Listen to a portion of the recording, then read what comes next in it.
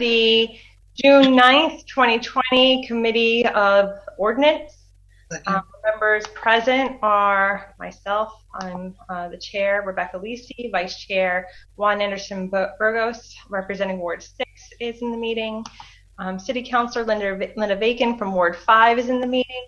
Libby Hernandez from Ward 4 is in the meeting. And we have Terry Murphy from Ward 2, part of the committee and in the meeting, but experiencing technical difficulties at the moment, which I think we are working on figuring out. So I think what we can do is continue to proceed in normal order. And the first item on the agenda is item number 1. So is there a motion to take up item number 1? Second. Motion has been made and seconded to take up item number 1, which is the previous meeting minutes. Is there a motion then to approve the meeting minutes from our June 18th meeting? This is with the DLS folks. I'll make that motion. Okay, is there a second? I second it. Thank you, Linda. So the motion has been made and seconded to accept the previous meeting minutes from June 9th. All in favor? Aye. Aye. Aye. So I believe that is, Terry, can I just get you a thumbs up or a thumbs down? No, he can't hear me at all. So for now, I'm just going to say it's a 4-0 vote. Okay, so I would ask the committee, since we do have Mike Bloomberg on the call here, if we could suspend the necessary rules and take up the Finance Department order out of order.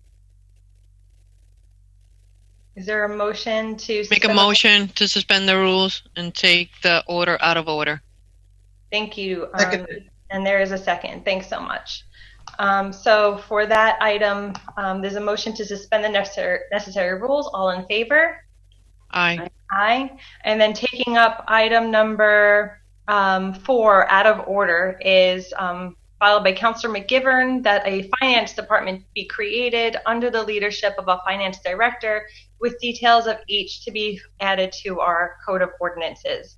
So we do have Mike Bloomberg from the mayor's office joining us for this conversation. I did already arrange with Mr. Bloomberg and Mr. McManus the timing that I thought would be best. So I think in all fairness, this is what those City Hall employees were expecting for this call. So, Councilor Lisi, yes. Just a point of order. I would suggest that maybe Councilor Murphy could call in on the phone line so he can participate. So I think they were still working on this. I knew it was going to take a minute or two for what we were hoping that Scott from Holyoke Media was going to be able to get him set up. So I'll give Scott a call right now, just see where we're at, see if it's working or if it's something that maybe he'll be better off giving a phone call into. But so he doesn't miss half the discussion. Right. Right, and I would even say, Ryan, maybe it makes sense for Councilor Murphy to dial in until that situation is resolved, so we could get audio from the phone while also having his picture there. Sure. That would be my suggestion. So then, I under suspension of the rules, let's move along to perhaps the handicap placards, which aren't very content heavy, and maybe we take care of that business before we get Councilor Murphy to join us. So I'd entertain a motion to lay back on the table item number 4 in order to take up the handicap placard orders as a package. I'll make seconded. Motion has been made and seconded to table item number 4. All in favor? Aye. Aye. And then Motion to take up items 5, 6, and 7 out of order as a package. Thank you so much, Linda. Is there a second? Second. Motion has been made and seconded to take up the handicap placards, item number 5, 6, and 7 on our agenda as a package. All in favor? Aye. Aye. Okay, so each of these items are handicap placards that have been vetted by our Commission on Disabilities. and they have all been approved for the handicap signage at the locations listed at 89 Waldo Street for Mr. Paul LaSante, at 28 Clinton Avenue for Mr. James Kelly, and then also at 93 Jackson Street for Nashtiel Figuera. Motion to approve the handicap. Thank you. Motion to approve the handicap placards. Under discussion, Councilor Hernandez? Yes, thank you. Was there one for, I know that we're not supposed to say names, but was there one for John Kelly from Ward 4? It may have gone to the Commission on Disabilities, but we have not yet received a report back from them. Do you know the date that it went over there? I'm not sure. I know that Ryan has more details, but he is dealing with Terry Murphy. I thought that it was, so is it just going to initially be discussed now, today at the meeting, and not voted on? Well, typically what happens is that when we receive the orders for handicap placards, we send them out to the Commission on Disabilities, and they do the investigation. They do the site visit to see whether or not the applicant merits a handicap placard, and then they send us back a report, and that report says whether or not they think that a handicap placard is in order. So there's basically a number of steps to the process. We receive it at our full City Council meeting, then we send a copy to committee and a copy to the Commission on Disabilities. They review it and then send it back to us. What we have on our agenda tonight is what they've already been able to look at, but they may have other things that they are currently looking at and have not been able to draft a report back to us on. Oh, okay, because I was under the impression that it was already looked at and approved, and I guess there's no report. No.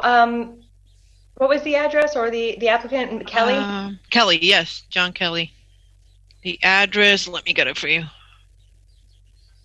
There's a James Kelly at 28 Clinton. Oh, yes, James Kelly. That's what it is. We have that one. It's item number 6. Oh, okay. Thank you. Terry's all set with his audio, just letting you guys know. Great. Thanks so much. Sorry about that. Thank you. That's okay.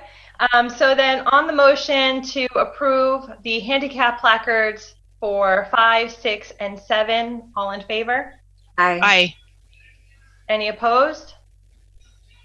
Okay, so moved. I'm going to assume that that's a 5-0 vote there. Okay. So then moving on back to item number 4, which was taken up and then just laid on the table. Motion to take up item 4 off the table. Second. Thank you. Motion has been made and seconded to take up item number 4 off the table. All in favor? Aye. Aye. Any opposed? So moved. So under discussion, this is a finance department order that I already read. We do have Mike Bloomberg joining us from the mayor's office to speak to this issue some. Mr. Bloomberg, are you there? I am. Hi, how's everybody doing this evening? Good, thanks so much. I know that you had Crystal send around the ordinance language, and we appreciate that. Was there any other information that you wanted to send over to us? Well, everybody has previously received a copy of the Division of Local Services report.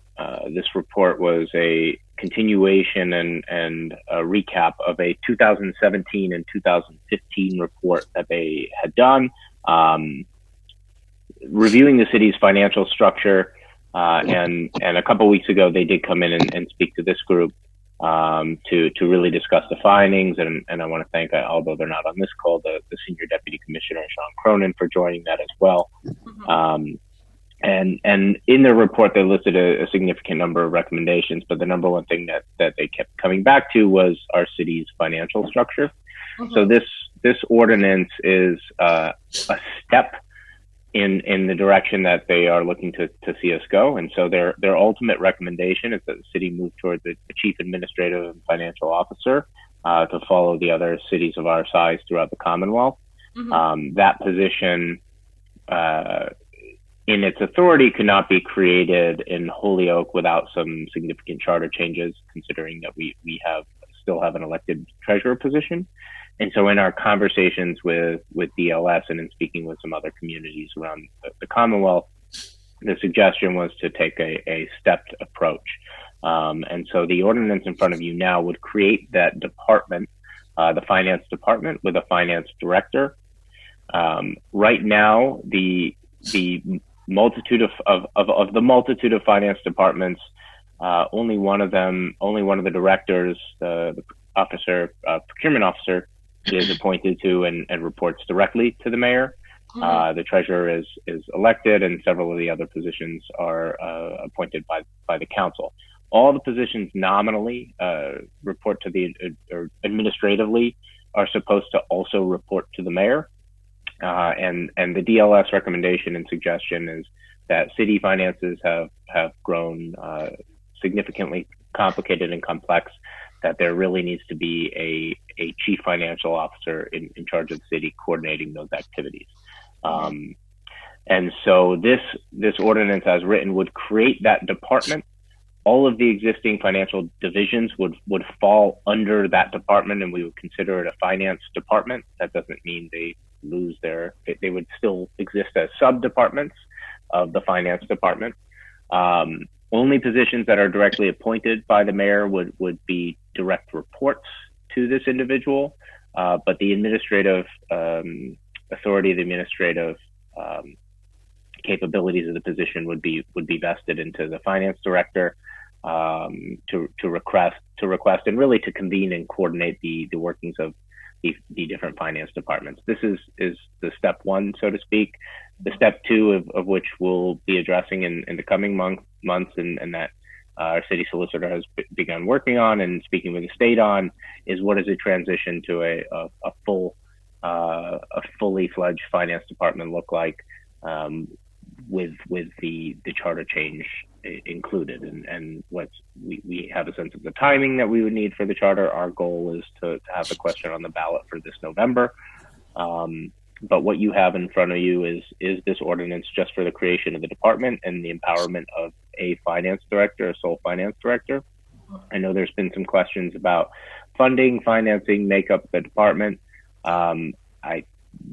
As of this time, the first thing we want to do is create the structure so that we can get in that direction. I had mentioned that within the mayor's existing budget, we believe that this department can be created and funded within by shifting around resources from the existing finance departments at a net zero additional cost to the city. But that's given we're nearing the end of the fiscal year and heading into a different fiscal year, and the number of question marks around the city's finances, what we have right now is to set up the framework for that, and that is this ordinance. So that's all I've got, but I will stick around if there are any specific questions. Okay, so I'm going to just start by asking a few questions, and then we can take it from there. So I understand that right now we're looking to use an ordinance to develop the infrastructure and create a finance department. And then funding doesn't necessarily have to happen in this fiscal year. It could happen in the following fiscal year or some other fiscal year. But what is the difference between developing the infrastructure via ordinance and the language that you use was make it a fully fledged finance department that includes charter changes? So do we have to pass those charter changes in order to utilize a finance department with a finance director? Or because the way that I understand it right now is that you're talking about using the finance department as somewhat of an umbrella for coordinating the existing departments. And so I'm not sure I'm clear about what charter changes would need to take place in order to at least develop that first layer of coordination. And then, what other sorts of layers of coordination would be facilitated by a series of charter changes, and what would they be? Yes, so the main purpose for a charter change is the recommendation that we move away from an elected treasurer position, and that we move towards implement subset of MGL that allows Mass General Law that allows us to combine our treasurer and tax collector and make that an appointed position. So that's what we're talking about with the charter change. There are also some other recommendations that I think would require significant additional debate, which would be about the appointing authority of the other finance positions within the city, that of assessor, auditor, and even reviewing the existing ones like procurement and this finance director position. That's what we're talking about in terms of a fully fledged CAFO is the term that they're using, finance department by DLS. But the real key piece to that is much of a significant portion of the city's financial operations exists within a treasurer's office, and that exists by charter, and those functions are under that office by charter. And so the full authority and ultimately responsibility of the position right now is divided among multiple department heads, and the goal is to streamline responsibility in communications. So our first step is to do that with this integrated finance department. The second step with the charter change has to do with expanding those responsibilities. Great. Okay. So I see Councilor Bacon has her hand up. Councilor Bacon? Thank you. My question is, can you walk through the proposed ordinance change, since we all just got it late this afternoon, so that we can understand if it's adding positions or not adding positions? My understanding was that if we were moving to a finance director, that we would be incorporating that position as part of what currently exists, not making another position. So can you walk us through the ordinance and let us know what that language actually says? Yes, I mean, I'm happy to just read through the language point by point if you'd like. I think the larger question about whether we're adding a position or not, that's not something that would, the way that we plan on funding this position is still within the appropriating authority of the council. And so in terms of, this is the addition of a finance director. However, the ordinance for the creation of a finance department and finance director does not include the language of what positions may be removed or adjusted or moved to create this. And so that's not something that you would find in the ordinance language. But if you'd like, I can start reading from the top. Mrs. Chairman. So my question is, in the language where it's stipulating the positions, it looks to me that if we pass this ordinance, we are creating a new additional position. And that's how it looks to me on a quick read. I just got it right before the meeting. So that's what my interpretation of the language is.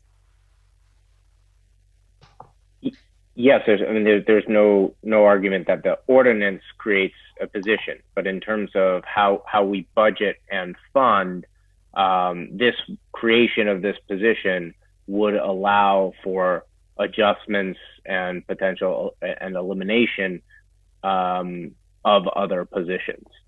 And so, that's what we're doing here is not funding the position. We're just creating the infrastructure for it. I understand what we're doing, but if we make an ordinance, we are making a local law that is adding a position. We're not stipulating in the language as I saw it, unless on my quick read late this afternoon, I missed it, that this is to create the director position, but that in the future, we will be consolidating so that we won't have an increase in positions. If we pass this as it sits, as I understand it, we're adding a position. And if we approve that, then we're, by approving it, essentially asking the mayor to fund it. And so my understanding was that we were looking at this position as a consolidation. That's why I'm asking the question. I know it's not about funding, but if we're adding it, then we're asking the mayor to then find the money for it, in essence. I think that's correct. I mean, based on what I'm hearing Mr. Bloomberg say is like, yes, we want to use this opportunity to create the ordinance, create the department, and create the finance director position. But they're not planning on funding that position in fiscal year 21. We would have a whole year, from what I understand, to figure out if we're using some consolidation methods or increased revenue coming into the city or other restructuring that may happen to fund the position. But I think this is exactly what the city council asked for in terms of process when, for example, the veteran service director worked to create a new position through the budget process. And the city council said, no, you can't just fund a new position out of nowhere. The city council needs to create that position first before you can fund it, before we could fund it. And yes. So this is the city council. I'm not arguing that point. I'm just looking at what the implications if we pass it is. I understand the process. I think, I'm sure. go ahead. Sorry, I think Crystal can weigh in on the legal implications if this position is passed. Again, the intention is a level of consolidation in terms of staffing, but that type of conversation would not be something that gets written into the ordinance. Per the conversations with our solicitor department about what an ordinance for a finance department and finance director position would look like. That the expectation that we're going to have sub-departments and subgroups is going to lead to some level of consolidation. And so the intention is to then come back to the full council and to whether it goes to ordinance. Presumably, I think it would go to finance for the suggested transfers and the related consolidation methods to eventually staff and fund this department as a separate order. Can I continue to clarify? Yeah. So as I'm understanding it, every position that currently exists is being thrown into the department, but by charter, there is no way that by ordinance we can create an authority over the treasurer. So I don't see why the treasurer should be listed in an ordinance that a finance director has any authority over, because the finance director won't be able to have authority over the treasurer as an elected person. So my suggestion would be, if our goal is consolidation and we're creating an ordinance, that we would take out the position as being under the authority of this new person, since they would not legally be able to have authority. That it would not prevent any sort of coordination any more than right now, while the people couldn't get in a room to coordinate with each other if they chose to. There's nothing preventing it from happening. There's just no authority to cause it to happen. And I don't really see where in this ordinance that authority flows, so that the person put in that position really would have legal authority over these other positions. Mm-hmm. But in the case of the treasurer, it's very clear because they're elected. So it might be a cleaner ordinance if we set the treasurer aside and keep them as a coordinating function within the structure. But I don't see how the person would have any authority over the treasurer. Thank you. I would defer to the conversations with legal on that. So that is certainly something that is top of mind for us in the conversation with the ordinance prior to any charter change. And so I believe that's why some of the language was administrative, but not the ability to demand or direct the work of the treasurer's office and the continued independence of finance departments. So I would defer to legal as to whether that Mm-hmm. language be adjusted, amended, or removed. But point well taken. Thank you. And I will just refer back to my earlier request that legal do provide us with the implications relative to the charter.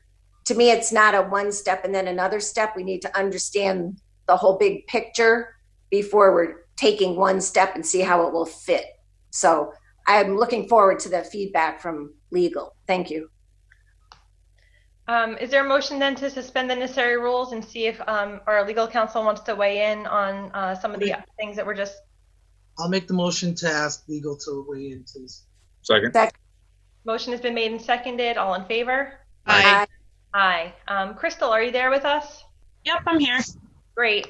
So it seems like there were a couple of questions that came up, like, first of all, what would be the legal authority of this finance director to, I guess, coordinate the departments that were listed, including the treasurer as an elected official?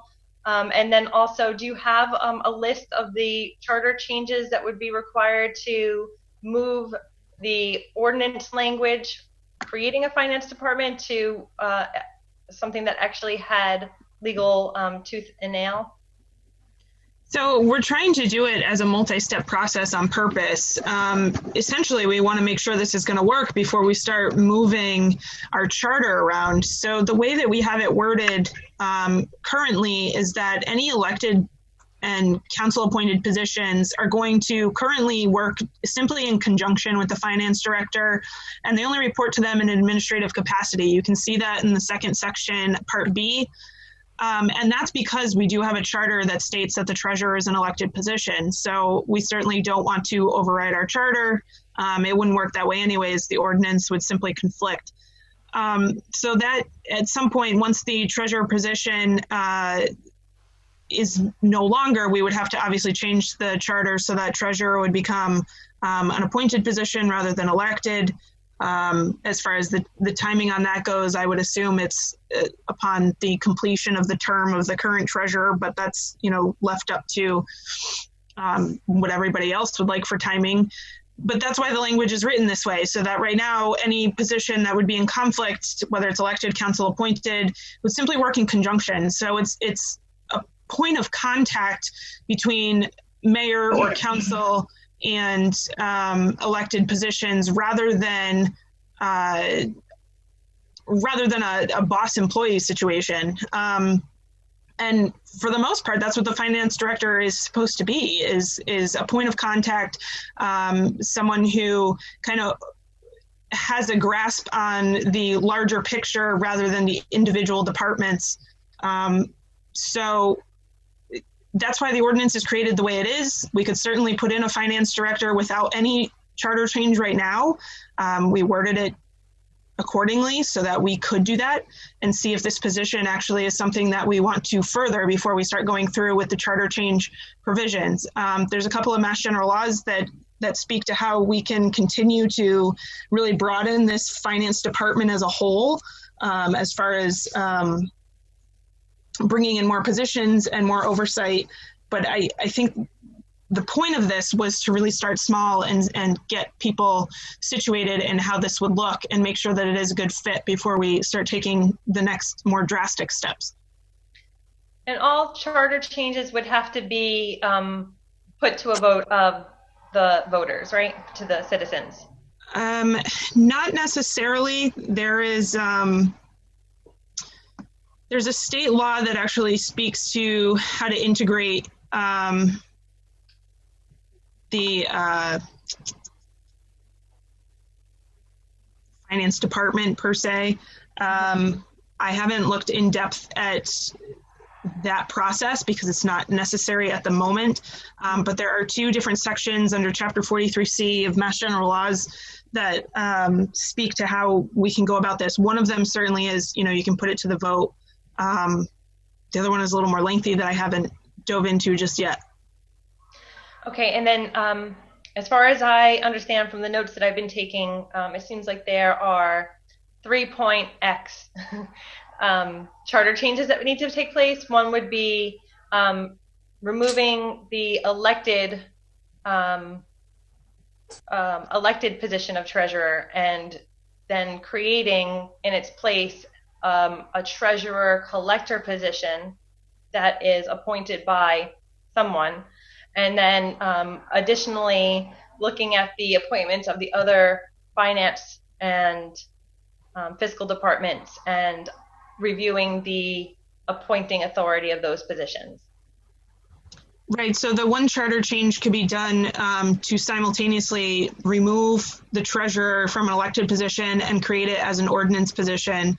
It's similar to what we were looking at when we were going to change the auditor from residency requirement. So you can, basically amend it all in one, just as we do for some of our orders here for our legal language. So we can present any draft to the state. They usually come back and have some amendments before they go ahead and take it to a vote.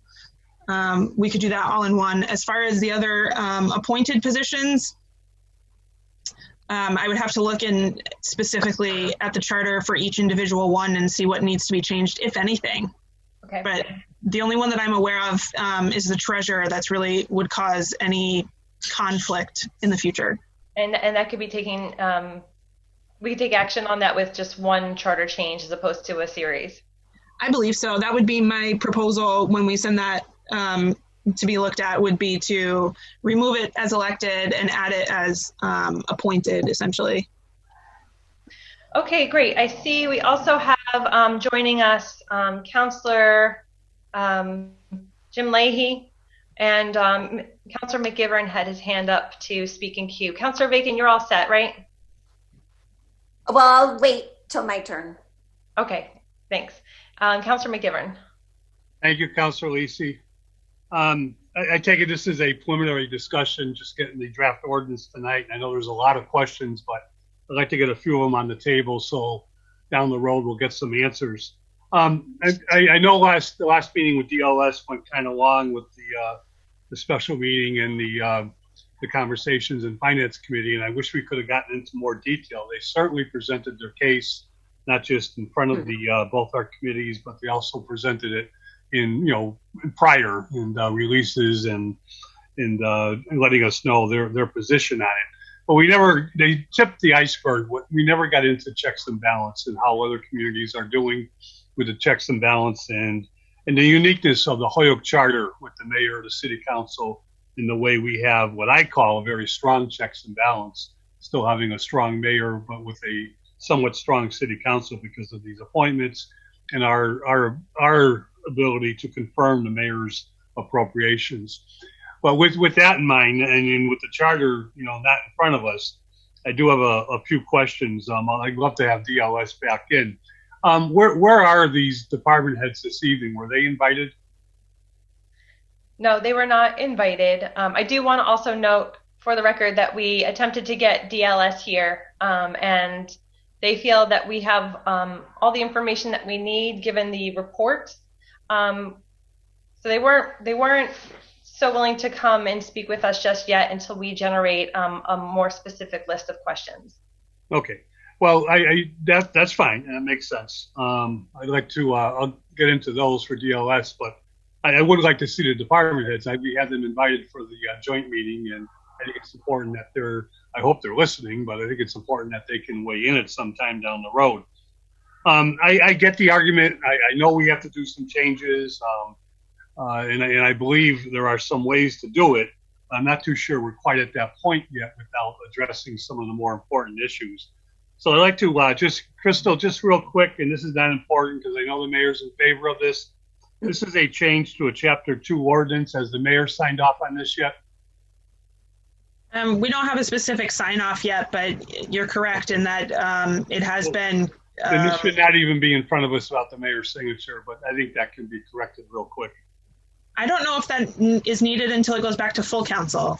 No, that's the one ordinance that we cannot act on until the mayor signs off on it on first. He may still shoot the ordinance down, but because it has financial implications, we cannot initiate a financial implication by ordinance without the mayor initiating it up front. What are we talking about as salary here? Mike, we're looking at DH 25 on the pay scale, and Mike, I don't know if you have that up in front of you, but I believe it runs from 60 to 80,000 or roughly in that ballpark, depending on the scale. Yeah, I can send around the pay scales, but it'd be a DH 25. And because I think if you wanted to get someone with the qualifications for which it looks like you need, that's not adequate, but that's just my opinion. Well, that's the highest on the DH pay scale. I understand that, Mike, believe me. Yeah, I concur that the DH pay scale has not been updated since 2006, but at this point, that is the highest we can go. Okay. Mike, you did mention, we've talked about this at great length. I just want to throw it on the table for a quick discussion, that the auditor, and I know you've said it before, but we've gone through this with the mayor, and we've gone to great, pains to make sure the mayor, and I don't mean just Mayor Morse, but any mayor can be the chief financial officer, can be the mayor of city, and kind of day-to-day operations, does have some say over our appointments, including the assessors, tax collector, and auditor. But every time I hear this, it sounds like the mayor has nothing to do with them because we appoint them. We do not manage those individuals. It's impossible nor should a 13-member body manage individuals who work on a full-time basis. They report to the mayor. The one caveat is the mayor has some different venues for if disciplinary action was needed or if other things were needed, which is carefully defined in an ordinance that we created a couple years back. The auditor is autonomous. The auditor, once we appoint the auditor, used to be civil service. When we appointed this first non-civil service auditor, there is no expiration term date on the auditor. The auditor is there without just cause to remove, for as long as the current auditor wants to be there. We got to remember the assessors are also a board that takes votes on a number of things. There are 3 assessors, 2 that are paid, 2 that are full-time. And although they perform the duties during the day, their function as a board is carefully watched by DOR and carefully watched by the state in terms of especially in the area of abatements. And the checks and balance here is that we do not want a mayor, and I'm not speaking about a mayor, but we do not want the mayor to have authority over abatements. It's bad enough that, I think the city council, although I don't think we get political when it comes to abatements, have to do the appointments in this area. I do like the idea of the tax collector treasurers, combining down the road, but again, that's the one that requires the biggest charter changes.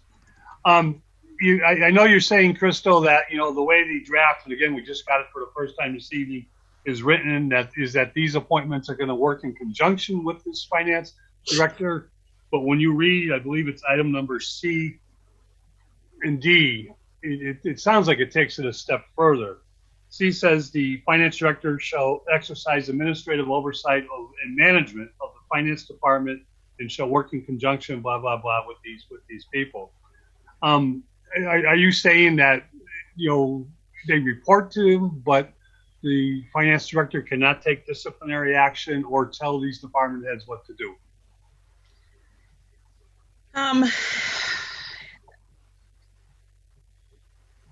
As far as the department goes, we certainly want it set up in such a way that at some point, once further changes get made, they do have that autonomy to run the department. But the piece of working in conjunction with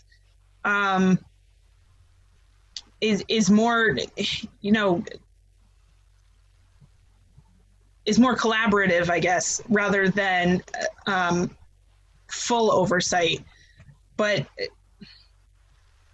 I'm drafting a language for what I'm assuming that people want to do. So, we can certainly tweak this language the way it sees fit. So, well, it's a dilemma, and I recognize, and I thank you for your frank answer, because, to report to someone that has no real authority over you doesn't work.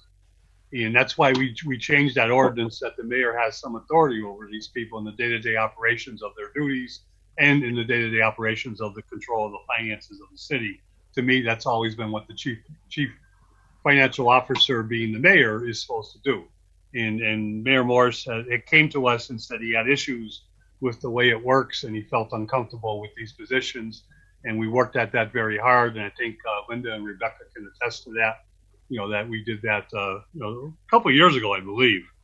But that's a key to me. Even if this is temporary, I just can't see it functioning the way you think it will if we don't address that.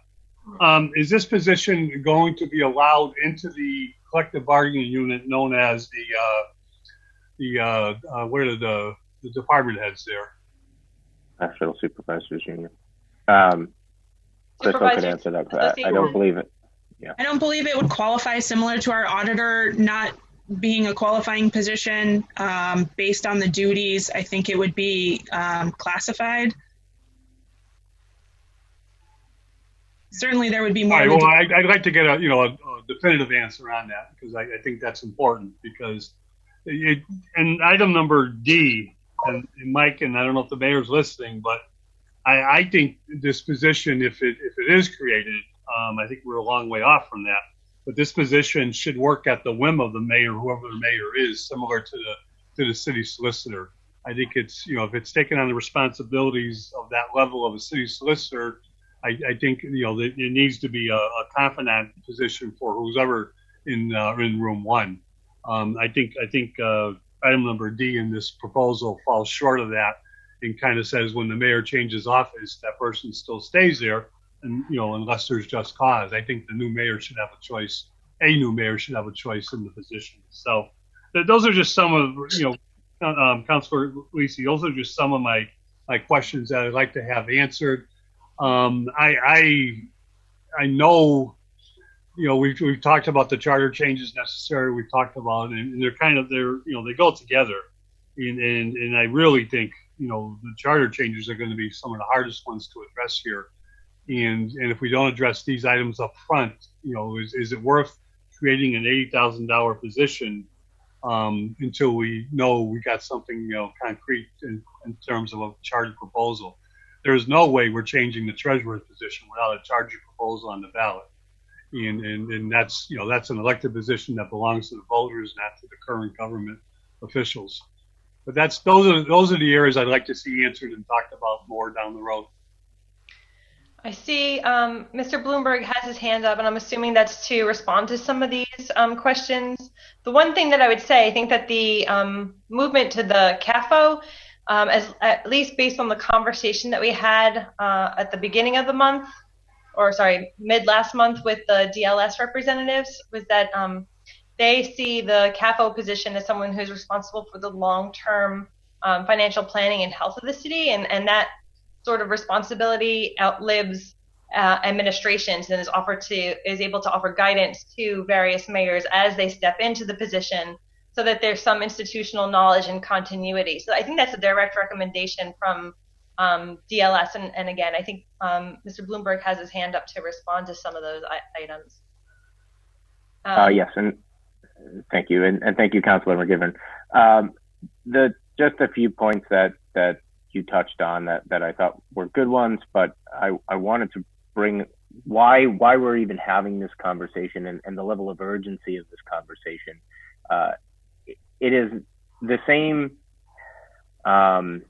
uncertainty and not clear directness of the reporting nature of some of the council appointed positions to the council for oversight, and this inclusion of the mayor and the mayor having oversight, yet the mayor's having oversight but not having disciplinary or managerial oversight or appointing authority, and the vagueness and the uncertainties around that's ultimately what we're hoping to address long term. But in the short term, I want to again bring up the point that DLS made very, very, very clearly, which is that even if the mayor had complete authority over all of the finance department heads, having disaggregated finance departments not led by someone who has a strong financial background, whose full-time job it is to develop the budget, oversee long-term planning, etc. That's a position we don't have right now as a city. It's broken up in a multitude of different departments, and it has led to bad outcomes. And the mayor has unfortunately admitted the situation of we have bad financial outcomes in the city due to difficulty in coordination and long-range planning from a finance department, and I believe that was echoed very strongly by the Division of Local Services. So again, that's why that there's a real short-term need for these types of adjustments, and that's why we're not just holding off until we can do everything in one clean sweep 2 years from now. So yes, part of it is we want to take baby steps, but part of it is also there's an immediate need to take some actions to improve and modernize our city's financial structure. And then just the last point there is, again, I know we've talked about the creation of a new position, but as it would come when it comes to funding and if and when we get to that next conversation, there would be the showing how with the consolidation and the creation of this new position, some different responsibilities of different positions would come off those individuals that would allow for the consolidation that allows this position to be paid for without any additional funds. So those are some short answers, and the long answers. I'm very. I know we had some questions also about D and the term of the position. I think one of the reasons why we also chose that is and didn't want to get too hung up on it was because of the long range plans and the ability to revisit this ordinance when a charter change is made, if and when a charter change is made. But I'm happy to go through this with a fine-tooth comb and make sure that all these questions are answered if that's Thank you. the concern. Yep. Thank you. I'm going to go to Councilor Murphy for the first time, and then I'll loop back around to Councilor Bacon. Is that okay with you, Councilor Bacon? Sure. Great. Councilor Murphy? Thank you. Thank you, Madam Chairman. So a few things, and one of the paragraphs on their recommendation that sticks out to me was Holyoke's inability to achieve some level of coordination among the city's finance offices is evident in interdepartment relationship between certain staff. Only recently has the executive branch begun holding regular finance team meetings to improve collaboration and remove barriers that hinder the implementation of initiatives to streamline operations and otherwise improve financial practices and processes. They applaud that effort. I mean, that effort should have been going on for this entire time. And Here. I mean, this would be more of a mayoral failure than a finance failure. As a leader of the city, the mayor needs to be in a position where he is coordinating and meeting with all of these departments. And I'm glad he's doing it now. And obviously the results are better than what they were previously, but that is something that should have been going on a long time. Second point, and based on what we got in a communication last week for a finance director under the COVID emergency situation, if that position were to continue and the indication would be that that's the long-term goal, that's $114,000 a year based on the $9,600 a month. So, I mean, I think we need to talk the correct numbers that we're putting out there right now, and that is just for a finance director and not a CAFO, I think that's what we're calling it, position. So that's another point. Can you clarify that, Councilor Murphy? Do you mind clarifying? Do you mind clarifying? I can as well. Well, we received a letter last week, and we've got approval to deficit spend, or I believe that's the term you're using, Mike. Deficit spend under the COVID emergency for as long as we need it, and the finance director was the first item on that letter, and it was $9,600 a month. So taking the $9,600 and using that for a year, I came to $114,000. Obviously, salary and fringe benefits are part of that. So, but I do think based on that's what we're putting out there in that emergency, I would assume that's what we're putting, and that's only to deal with the COVID, and that's not dealing with the whole overall financial situation. So that's where I came up with that number. And I think, and Mr. Bloomberg, if you think I'm wrong, please let me know. But I'm pretty sure that's what I read. No, I did just want to clarify that with a rough estimate of about 30% for fringe and benefits, that's how that number was arrived at. And so That's not just a pure salary number. And just to clarify as to why that position, how that position was approved, is I don't believe the state would have approved that position had we had a finance department. That was one of the, it was noted by DLS that, yes, there are significant strains on cities right now to manage all the shifting rules and regulations that come with city finances, as well as the different pools of grants and different funds and all the reporting requirements, etc. And so the state did temporarily approve emergency funding for this position, and I believe that is a direct result of our financial structure. Okay, let me just continue. Thank you, and I appreciate the explanation. Agreeing with Councilor McGiverin again. I've served under, I believe, 4 or 5 different mayors. So I mean, it has always been, even though the other positions are either elected or appointed by the city council, which way back in my day was the Board of Aldermen, that they all still coordinated the financial aspects with the mayor. So, I mean, I think that's where the leadership needs to start first. And I'm not saying I would never go for this, but I think based on what I just read, I think we've made progress, and I think that's where we want to go. The other aspect, and I agree with Councilman McGiverin again, and that is I don't think we should be having a full-fledged discussion unless we bring in all the various departments so that we hear the pros and cons from them. This is what we think the benefit of that would be. This is where we think there could be some conflict. And the last part of that would be $114,000. And I just took a quick look at some of the budgets, and I'm assuming if we're going to save $114,000 somewhere else, that means we have to eliminate positions somewhere in those other departments. And there's only a few positions in certain departments, so they can't be eliminating a whole lot of people.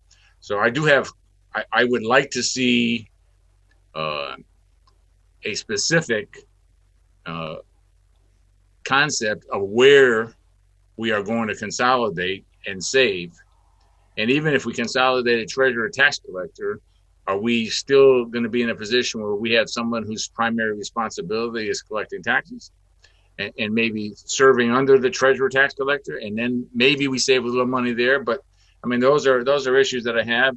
And also in terms of this, of the way the ordinance is written, again, in second part, functions and duties, that the department shall be managed by the finance director, but does not have managerial authority over the auditor, the assessor, treasurer. He does it, I believe he would have it over the chief procurement officer and the collector. So, I mean, those are other issues. The other point, and I think this should also be clarified, and this goes to the first section in paragraph B. The finance director shall be a person particularly qualified by education, training, experience to perform the duties of the position. I think that needs to be clarified. I mean, right now, that would be, based on those comments, based on that listing, that would be strictly a mayoral judgment. Not that I'm against the mayor making a judgment, but I think you put out positions, there are specific qualifications to those positions. Those are very general, non-specific as far as I'm concerned, and do not specifically say he's going to have a master's, he's going to be a CPA, she's going to do this, he's going to do that. So I think those are also concerns. And for now, I think that was the listing of my concerns. But I do think, again, agreeing with Councilman McGiverin that, we need to get other departments involved, and we need to see a more detailed plan as to what we're looking to do. Thank you. Thank you. Councilor Bacon. Thank you, Councilor Lisi. So Councilor Murphy articulated one of my points, and that was the question of what would stop us and our mayor from coordinating these department heads right now and accomplishing these things. You do not need to have an MBA or a CPA to take all those DOR reports, sit down with all your finance people and say, here's what we need to do, and come back quarterly and show me how you're getting to these goals. I mean, it's basically CEO Management 101. You do not have to have every level of expertise to require the people under your direction, which we have given to him, to come together and achieve those. Those DOR reports are very clear. They're very specific also. And anybody who was interested in implementing them could cause it to happen. And that's not to say that everything would be perfect, but it's to say that if you attend to it, it will happen. And if you ignore it, it won't. And the contrast or the comparison I'll put before us for this point is the problem property group. That group meets regularly with a focus, with goals, with objectives, and look what is being achieved. DOR has laid out for us for 10 years the goals and objectives, and actually the actual path of how to get there. And we were in a place where we didn't have all the players together, but the most absent person has been the mayor. He needs to be convening this. This is the critical guts of the city. And he's basically been absent. You know, let's just call it the way it is. And if we're going to have a charter with a strong mayor, then the mayor is the CEO and the CFO and the one to hold it together. If we're not going to have a strong mayor, I mean, we can't start creating a city manager structure underneath a strong mayor because the mayor doesn't want to do what a strong mayor does. I mean, we've got to either decide we want to be something else and go there, but we can't do it one step at a time, in my opinion. Last year, yes, in the budget, people put a position in that never existed and wanted the money. So this year, we're making the position, but we're not going to have the money. Neither approach is correct. You have to have it all together. It has to be part of a plan. Because by making the position, we're saying to the mayor, find the money. We're not telling him how to find the money, but we're blessing it and saying, find the money for a new position. Now, I heard repeatedly that the idea was to consolidate positions and not add. But that's not what I'm hearing in the discussion tonight. That's one point. My other point is a question. I thought I heard Attorney Barnes say that we could make the charter change without a vote. And I was wondering what she meant by that. And I really would like a written summary coming from the legal department relative to the charter and relative to the implications of this ordinance. I don't think it's as simple and clear as it might appear on a first reading. Thank you. Can I just clarify? I didn't say that we could do a charter change without a vote. There's multiple sections in one of the Mass General laws for how to create this new finance department. A normal charter change vote there's different ways to change a charter. This actually all falls under a specific Mass General law. So what we would normally do and have multiple ways of doing that is not part of this. One of the options and one of the sections in that statute does say go to the people with a vote. The other part is an acceptance of the Mass General laws along with the people's vote. There's more process there, obviously, than simply that. But as far as, of course, there would be a vote. It's a charter change, and it would also have to go through council. So I want to be clear, yes, it needs a vote. Okay, thank you.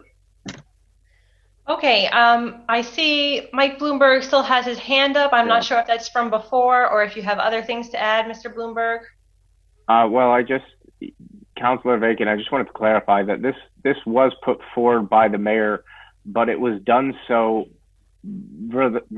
for the strong urging of the Division of Local Services. And a lot of the statements that I heard from you were directly addressed by the Division of Local Services in that no other city, I believe there's actually one other city and they have a different caveated system, but no other city in the Commonwealth, even with a strong mayor, does not have a chief financial officer position in someone in this role.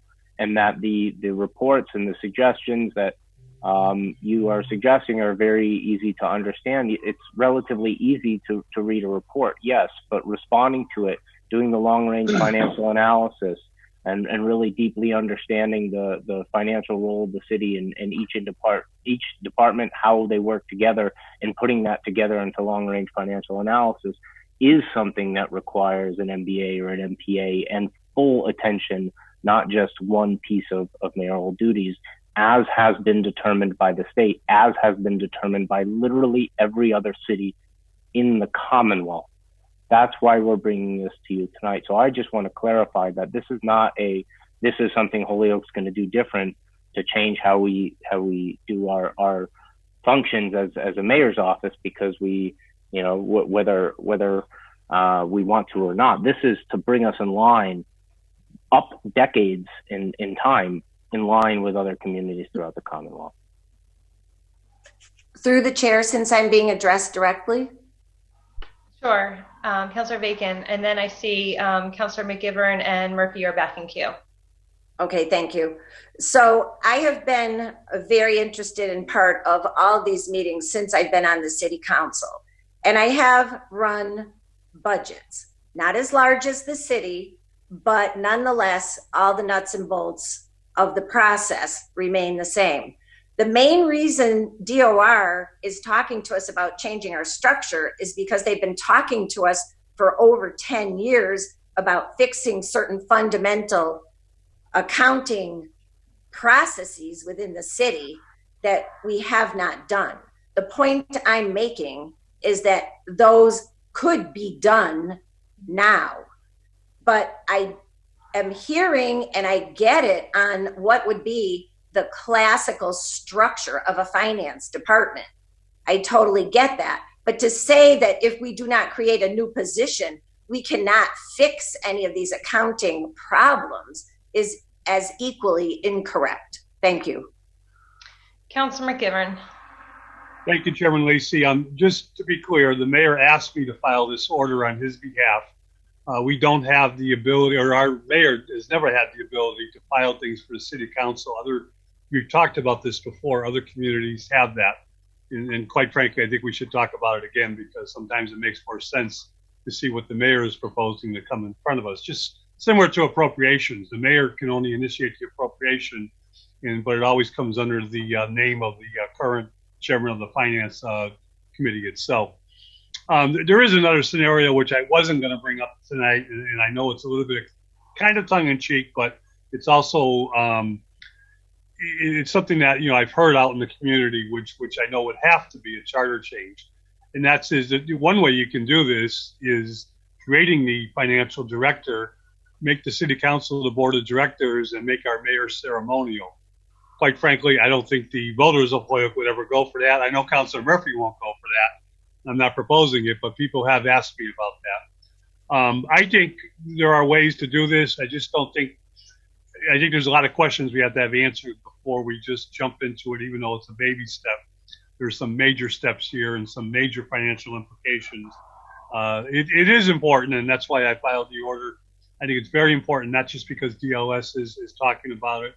I think it's important that we do take the steps to make our finances and to solidify the way our finances are controlled. One of the things that we heard during our joint meeting, I think DLS, we went over their points. But one of the things we heard during our financial meeting is why we had so many discrepancies over the last 3 years at the end of the year budget. And one of the things that our own outside auditor pointed out is that the mayor had placed a good person, a competent person. The mayor put a acting auditor in position that had very little municipal finance experience. And a lot of it, our outside auditor attributed a lot of the discrepancies, or the large amount of discrepancies, to that position. I took it a step further. While we said that, we were very slow in appointing an auditor with financial municipal experience, and we were very, very slow. And that's our duty to get, when there's a vacancy in the auditor's position, to get that in there quickly. And that history repeated itself from back in the 80s and into the early 90s. But even Terry can remember that one, but we're not going to get into that right now. But this is a little bit of history repeating itself. I think we can do something that makes sense, but we got a lot of questions to answer. Thank you. Councilor Murphy? Yeah, thank you again, Madam Chairman. So two other, I guess, one question, and then again, I hate to keep agreeing with Councilor McGiverin because it's not like me to agree with him, but I know sitting from the sideline 3 or 4 years ago that the auditor situation was pretty much in flux. Obviously, it appears that it's very close to when we started having some of these major discrepancies in terms of free cash and other things. So I do think that's something we need to look at. And I think now that we've got someone that's there and working hard and stable, that that is a reason to take a step back and make sure we don't go too far. The other aspect, and this I'm not exactly sure, Mr. Bloomberg, you might be able to answer that, maybe not. But do you know when? I mean, I'm assuming we've been authorized now to spend that $34,000 a month. Is that correct? It has been authorized for fiscal year 20. Second request for authorization would need to be made for any expenditures in fiscal 21. So if we've done it for fiscal 20, have we hired a finance director?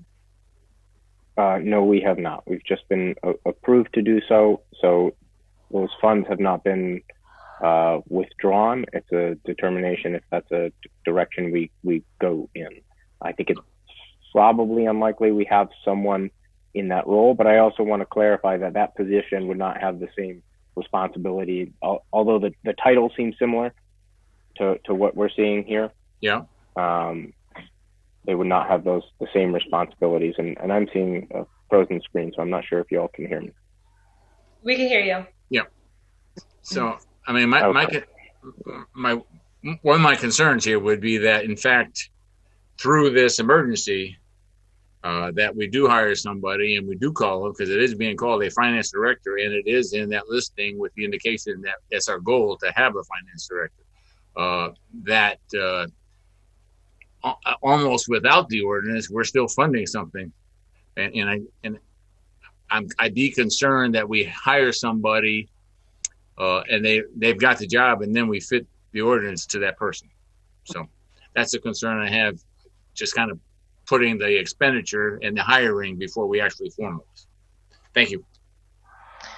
Sure. It seems like there's a number of questions, including, remaining interest in having the DLS come in and answer some questions about checks and balances. I also had a number of questions about the sort of support that DLS can offer us as we make these transitions. The department heads seem to be, wanted at the table, and I think that's appropriate. A job description, and also like the relationship that this position would have to the Board of Assessors. So I've been keeping notes of all the questions that we want to take up at the next meeting. I do want to say that, as Councilor Bacon noted, these reports are going back over 10 years now, which is at least two mayoral terms, two mayoral administrations. And that speaks, in my opinion, to the systemic problem of coordination as opposed to, one particular mayor or another. Again, when I heard the DLS director speak at our previous meeting about the benefits of a CAFO, it's really there's someone that outlives any particular administration and can have an eye on the city's finances and provide guidance on long-term planning and investment, things like that. So I do think that having DLS in again is very important to clarifying some of these things. So I think at this point in time we should entertain a motion to table and. Councilor Sullivan had his hand up there. Oh, I didn't see that. I'm sorry. Councilor Sullivan. Yeah, thank you. I just want to comment and remind everybody, if you're not already aware, I think I brought this up at an earlier meeting either this week or last week, but that $34,600 that you alluded to, Terry, that was not approved as a monthly expenditure. That was approved as a one-time only expenditure of only $34,600. All right, so that would not fund a full-time position for a year or much more than a month.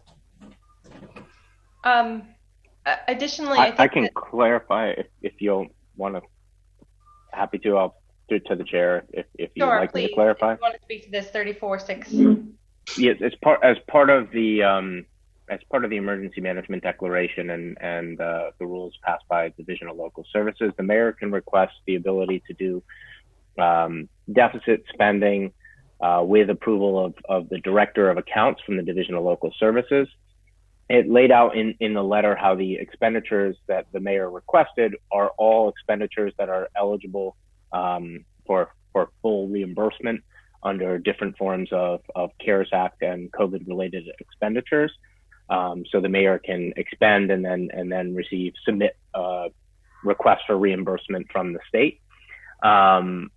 It is to council. So the request for the types of things that we outlined, we're asking for a monthly recurring, and we learned through the response from the director of accounts that it's per fiscal year, and so that the suggestion would need to be requested again in fiscal 21.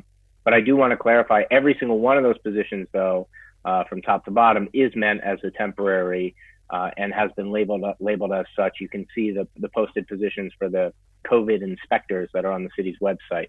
They're all temporary. We're considering month-to-month positions based on A, approval of the financing from the director of accounts, and B, the duration of the ongoing state of emergency. And so that's how that would work next year. It is absolutely not meant to be a long-term finance director position, but given the existing needs for a finance director, and then on top of that, layering in the complexities with the legislative changes and available funds and tracking related to coronavirus, that is why one of the positions requested had to do with COVID-related finance. So I hope that can provide some clarification. Thank you. Councilor Sullivan, are you all set with that, or? No, I'm not. I spoke directly with Matt Andre from DLS. What was approved was only a one-time expenditure of $34,600. That's it. Also, in the language we saw from the mayor, this is a blank check. Even though the positions are advertised that way, it's very open-ended, because it says one of the catchphrases, till deemed, as long as deemed necessary. And he could deem it necessary for 100 years. So that's a wide open blank check. That's why it requires director of accounts approvals. And so the one-time approval, and the reason why it was a one-time approval is because it was approved for fiscal 20. So any additional requests and any continuation of those expenditures would need to be re-requested by the mayor to the director of accounts. And approved by the director of accounts. And to that point, if it wasn't approved, we'd have put somebody on for 1 month and then it goes away. That is correct. That is the risk. Okay. As long as we know what we're dealing with here. Okay, and then Councilor McGiverin, do you have your hand up again, or is that a remnant? I put it back up. I just brought up another subject that we are discussing it, so if I could just weigh in. Because I don't know how, I know it started the deficit spending needed the city council approval, and then the interpretation went that the local DLS person can just sign off on it. And there's still a question of, if we're going to get reimbursed. But, some of that was positions that are existing. But when you use that money to pay for a position that's not existing, you are circumventing the city council's purview itself. And I don't get that. I get the emergency, and I applaud everything that the emergency team is doing. But I think the finance director is a step overboard for this deficit spending.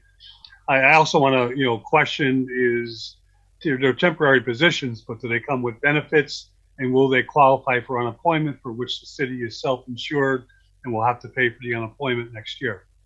As far as I understand, they're temporary and contract positions, which wouldn't qualify for benefits or unemployment.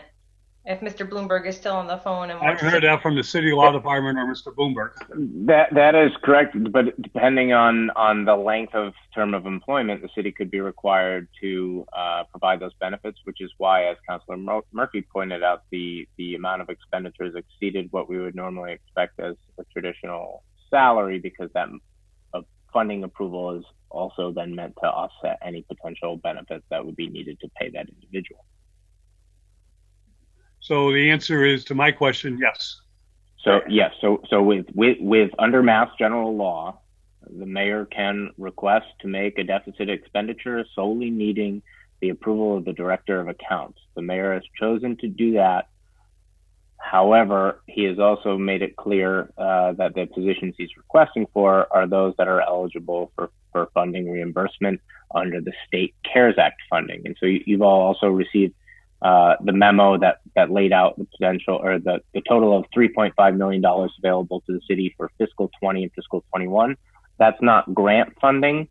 That's for reimbursing expenditures that are certain COVID approved expenditures.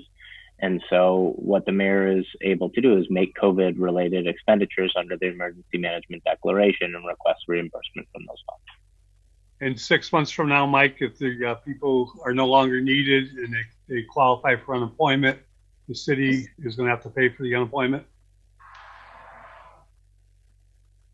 I would put that question to our legal director, but the whole portion of their salary, including their benefits and health insurance, etc., the monthly input that they put in is reimbursable, not just their salary. So that's why the amount is requested. Go on. Right now, unemployment seems to be indefinite.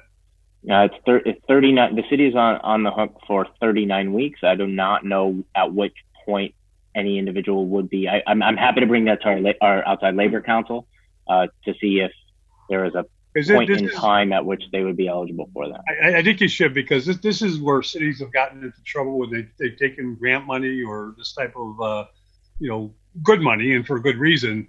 And down the road, we find out that they can no longer afford the positions. And Springfield did it with the police department. We did it with a few positions, and we were more careful in years more recent years as to not hiring people, but using it to get people into overtime positions to do the same work. I really think we're going to be responsible for it. I hope it's not a reimbursed salary is great, but that money's not going to last to reimburse the unemployment benefit. I think it's a little bit of stick of dynamite down the road. So I do want to put that question to Mr. Bloomberg and then also to the legal department, but I do think we are starting to veer off of the item related to the finance department order and finance director. So unless there's anything else, I think we should table this item until the next meeting that we have. I'll make a motion. We table the item. Second. Motion has been made and seconded to table this item. All in favor? Aye. Aye. Any opposed? So move 5-0. I do appreciate all the questions that came up tonight. They were really insightful. Thank you. So moving on to regular order now, I'd entertain a motion to take up item number 2 off the table. So moved. Is there a second? Second. Item number 2 is an order filed by Councilor Lebron-Martinez that Heritage Street between Dwight and Appleton Street be changed to one-way only.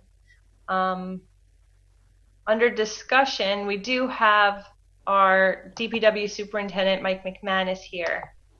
Mike, are you there? Can you hear us? Yeah, I'm here. Great. There you are. Nice to see you. Yeah, so why don't you kick us off? I know that we've taken this up once before. It seems that there is a desire to turn Heritage Street into a one-way street that would allow for a bike lane and also parking on one side of the street. And as far as I understood, that was the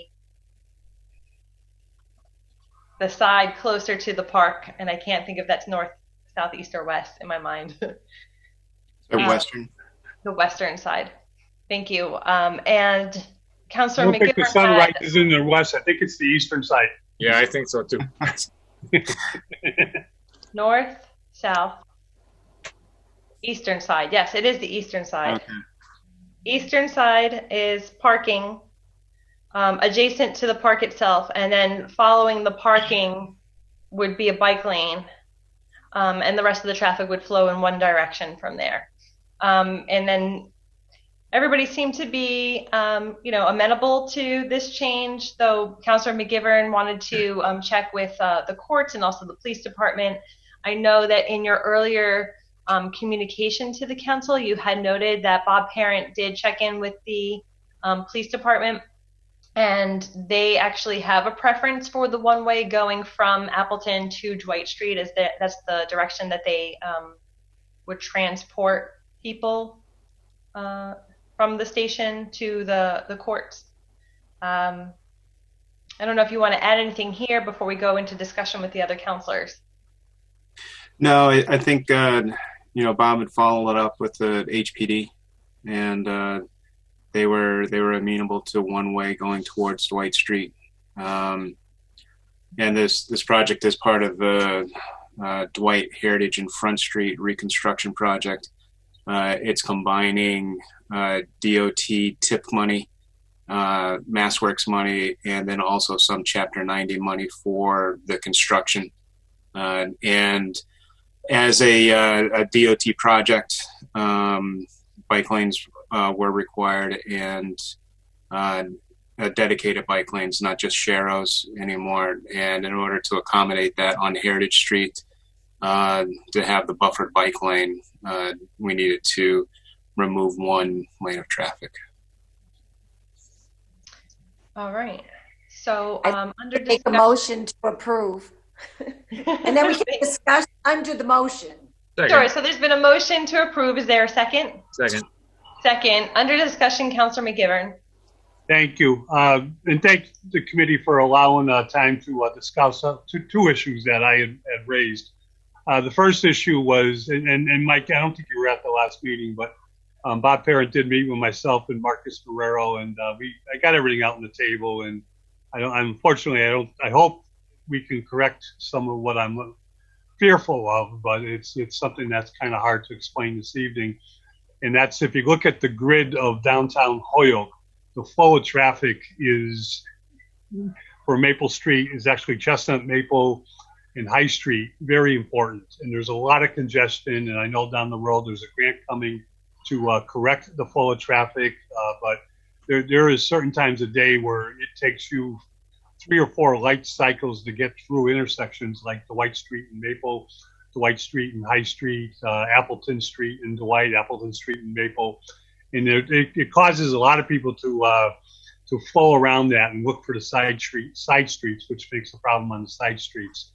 When the project came in, we were all in favor of it. It's a great project. Shame on me, or shame on us. Never saw that we were narrowing Heritage Street, which is the real reason we have to make it one way. Heritage Street was wide enough to have 4 lanes of traffic, meaning, if you wanted, you could actually have parking on 2 sides of the street and 2 lanes of traffic. It's no longer that wide. The width has been narrowed. I get why the width was narrowed, but it creates the need to make it one way with or without the bike lane. I have no problem with bike lanes, except, we'll stop there. It's not what this is about.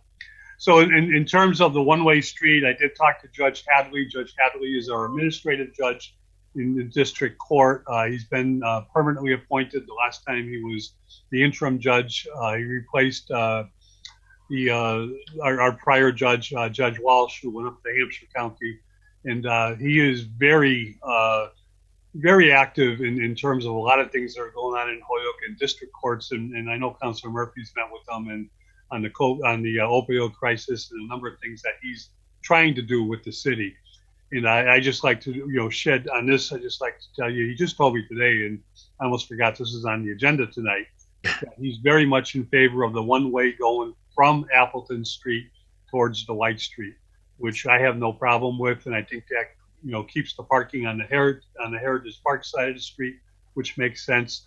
It does create something that's going to have to be worked out with our monthly parkers underneath Suffolk Street. They're going to have to enter from Appleton Street, go in underneath the deck, and then when they exit, they're going to have to take a left and either go up Suffolk Street or go up Dwight Street, which is what I said, there's going to be some grid problems when they start getting up to the lights by High Street and Maple Street, but we're going to have to work that out. One thing Marcus, Bob, and I did talk about, and I don't know, I think it's going to take another order unless we can get it into the plan, Mike, is we need, and at first I was going to say speed humps. We need the pedestrian crosswalks to be raised. The one that goes from the middle of the court in the old police station, from Korean Court Plaza over to Heritage Street Park, in the crosswalk or two crosswalks at Suffolk and Heritage Street. The speed of traffic is already increased. And ironically, the speed of traffic that seems to be the most highest are those that are going from Dwight Street to Appleton Street, because they're the ones that are trying to avoid going up into that gridlock. And I think making it one way towards Dwight will help calm that down. But I really suggest that we get the pedestrian, when the pedestrian crosswalks are put back in, that they're elevated. We understand in the Public Safety Committee meeting last night that pedestrian crosswalks don't have to be fettered through the speed hump ordinance the way our speed humps are. And I think that'll be a great mitigating traffic speed calming mechanism if we did that. But the judge, myself, I think there's still going to be a gridlock problem, but I would favor the one-way going from Appleton to Dwight with pedestrian raised crosswalks. I know that on a number of other MassWorks projects in the city that they are doing the raised crosswalks. Mike, can you speak to whether or not they are raised at this point in time, or if they're not? Yeah, I don't think they are. I would need to check the plans. I know this project is very budget constrained, and any additional money that we spend on the project is coming out of our Chapter 90 money. Mm-hmm. So we can always add crosswalks. It'll add cost to the project if they're not already there. And if that happens, the money would reduce the amount of Chapter 90 that we have to spend elsewhere. But I can look into that and get back to you, Joe. I think if you could get back to us with a simple communication email in advance of the city council meeting next week, that would be great. I think there's a lot of support in the committee to move this forward, but it would be great if we could speak to that next week when we're in front of the full city council. So then on the motion to approve, which was seconded, all in favor? Wait. Oh, sorry, I didn't see you, Terry. Sorry, go ahead. Okay, and I've often wondered, and the bike lane, would we have parking, then the bike lane, then the drive-through? Yes. And my question, and it's because I've seen people who are coming out of a parking spot and not seeing people with bikes. And I'm wondering if in fact we have no parking on the other side, is it illegal to have in a one-way street the bike lane to be on the left? No, it's not. And in fact, in the High and Maple Street projects that are in design now, mm-hmm. The bike lane is on the left. It's on the driver's side, if you will. Right. And there's some thought that gives the bikes more protection, that the drivers can see the bicyclists more easy. Yeah, I agree. These bike lanes are paint in the road, so that is a possibility to change. So that we could potentially make it one way, but have the bike lane on the left. I mean, I know I've had cases where I'm not the youngest guy. I try to watch everything and be a good driver, but there's times I don't see, and I start to pull out, and then I realize I got to watch for someone on a bike. Where in this case, with a one lane, if we can do it on the left side and it's as safe, if not safer, I would strongly encourage us to do that. But I'm in favor of the one-way street based on the police comments and the district court's comments, and we have to deal with the traffic issues that Councilman McGiverin has talked about. Thank you. Thank you. Councilor McGiverin, is that your hand up again? Yes. Thank you, Councilor Lisi. Real quick, because I neglected to say, and I want Mike to hear it and everybody else to hear it, the overall scope of this project is fantastic, and what they're doing is accomplishing a lot. There's some trees up on Heritage Street, new trees. I think it's really good looking. The sidewalks are in, the cement sidewalks are in. I was a little worried about that. They look great, but getting those cobblestones out of there, which were not the original cobblestones, they were put in by a CETA project in 1970 something, and I know that because one of my friends, put those stones in. They look great in the beginning, but they were trying to bring back an era that's lost. They covered over, as Mike, you told me, I think on Dwight Street and on Heritage Street, some of the old trolley tracks were never taken out. It's just incredible the history you learn from a road. But it's remarkable both on Dwight, not quite done, Heritage Street, and the 3rd Street, and the sidewalks and the trees, what this project has done. I think it's going to make downtown, this area, much more accessible to pedestrians, but we got to calm down the traffic and make sure we do it the right way. Great job, Mike. We were also able to get some sewer separation done as part of the project. Excellent. Wow, that's great. Thanks for that, Mike. So again, on the motion that was made and seconded to approve, all in favor? Aye. Aye. Any opposed? That's a 5-0 vote in favor. Thank you. Okay, and then finally, the last item on our agenda is item number 3, which reads, filed by Murphy and Lebron-Martinez together, that the City Council meet with the Department of Public Works Superintendent to discuss the possibility of providing refuse disposal permits free of charge to renters, just as it is to residential homeowners. Also, the policy deactivating a permit card when a landlord has failed to pay the sewer charge should be discussed. So those in favor of taking this up off the table, I'll entertain a motion. So moved. Motion's been made and seconded. All in favor? Aye. Aye. Okay, so this is a continuation from a conversation that we had late last year. And just to recap that conversation, I think everybody was in favor of removing. Oh, I think. Yeah, she froze up. Okay. Yeah. You'll be back. I'm glad you talked, Libby. I thought I was losing everybody again. No. It happens. It's the internet connection. She probably has to log back in. Right. Right. Vice Chair can keep us moving. Oh, yeah. Juan. Oh, you got to mute yourself. I'm sorry, where were we? I was trying to get a hold of her. Item number 3. And where were we with item number 3? We just took it up. I will let her back in when she shows up on the waiting list again. Okay.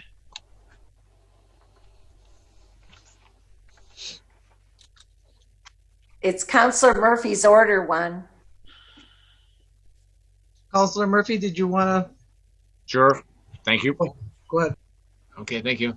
And I filed this on behalf of constituents.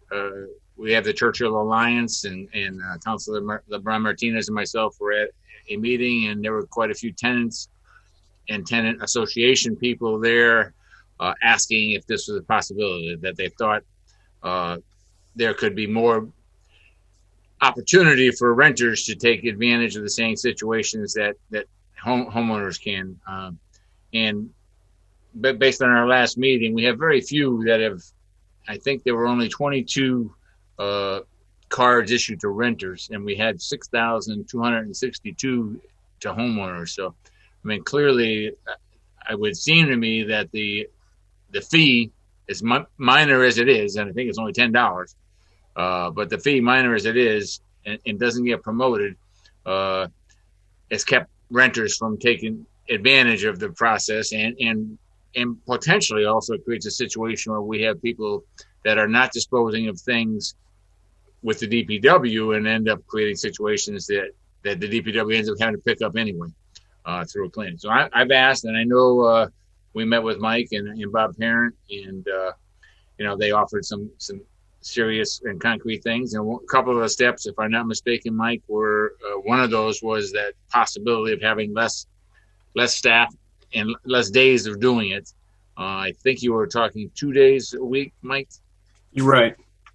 Which would save us approximately 30 or 40,000 that could go into other aspects of the DPW, I think. Yeah, it's the labor that's utilized in the bays would be redeployed somewhere else in DPW. Yeah.